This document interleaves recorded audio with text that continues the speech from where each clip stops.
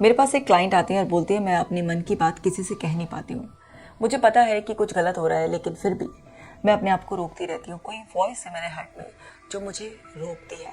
मुझे नहीं पता मेरे साथ ये क्या हो रहा है, बट मैं बहुत रोती हूँ, बहुत ज़्यादा सोचती हूँ। कई बार रात को ढंग से सो नहीं पाती हूँ, और जब बहुत फ्रस्ट्रेट हो जाती हूँ, बहुत गुस्से में आ जाती हूँ, तो मैं अपनी डॉटर को अब्यूज़ करना स्टार्ट कर देती हूँ। मैं उसको मार भी देती हूँ और उसको बहुत भला बुरा कहती हूँ। जब वो अपनी बात कहने की कोशिश करती है तो मैं उसे रोकती हूँ।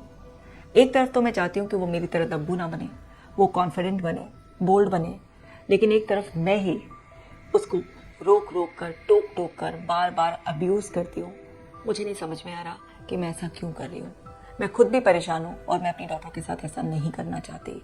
आप मेरी मदद करो। तो मैंने उनसे पूछा, पहचानो ये वॉइस किसकी है, कहाँ से देखा, कहाँ से सीखा क्या? तो वो बहुत ज़्यादा श्योर नहीं थी, तो हम उनको हिप्नोटिक स्टेट में लेकर गए और वहाँ उन्होंने पहचाना कि वो वॉइस उनकी मदर की है।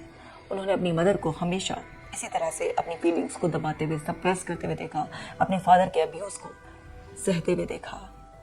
उनकी मदर भी रोती रहती थी, ओवर थिंक करती थी और डायरेक्ट और इनडायरेक्ट यही मैसेज दिया कि औरतों को तो सहना ही पड़ता है। अगर वो अपनी बात को ऐसे कहेंगी तो घर में लड़ाई झगड़ा हो जाएगा और घर में सुख शांति बनाए रखना औरतों की जिम्मेदारी होती है। इसलिए बोलने की बजाय दबा लेने में ही समझदारी है। एक चुप 100 को हराए, ये मैसेज मिला था। फर्दर और डीप हिप्नोटिक स्टेट में गए तो उन्होंने बोला कि मेरी नानी ने भी इनडायरेक्टली यही मैसेज दिया और मेरी मदर ने बताया कि ये सब कुछ उन्होंने अपनी मदर को ऐसा करते हुए देखा था। वहाँ से उनकी नेचर ऐसी बनी और वो चीज़ मेरे अंदर ट्रांसफ़र हुई। ये सब कुछ उन्हें उस हिप्नोटिक सेशन में समझ में आ गया था, क्योंकि उनकी नानी भी ऐसी थी।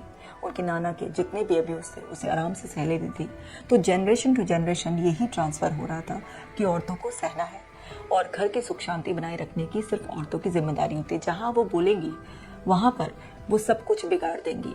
इसे कहते हैं जनरेशन ट्रॉमा और मॉडलिंग। यहाँ पर कोई भी पर्सन उसके आसपास एनवायरनमेंट में जो भी रिपीटेडली देखता है उसे मॉडल करने लगता है, नहीं कॉपी करने लगता है। और ये सब कुछ सबकॉन्शियस लेवल पर होता है और हम उस बिहेवियर को, उन सब चीज़ों को जो हमने देखी होती है, लंबे समय से सीखी होती है, जस्टिफाई करने लगते हैं। हमें लगता है कि शायद यही सही है और हम भी उसे अपने खुद के बिहेवियर और बिलीफ के रूप में अडॉप्ट कर लेते हैं। बट इनको परेशानी बहुत ज़्यादा हो रही थी। इनको अवेयरनेस आ गई थी कुछ तो गलत है। इन्होंने बोल्ड स्टेप लिया और इन्होंने इस चेन को ब्रेक करने का फैसला लिया। इन्होंने फैसला लिया कि मैं अपनी डॉटर के साथ ऐसा नहीं होने दूंगी। मैं अपनी डॉटर को प्यार से, दुलार से, बहुत ही प्यार से आगे लेकर जाऊंगी।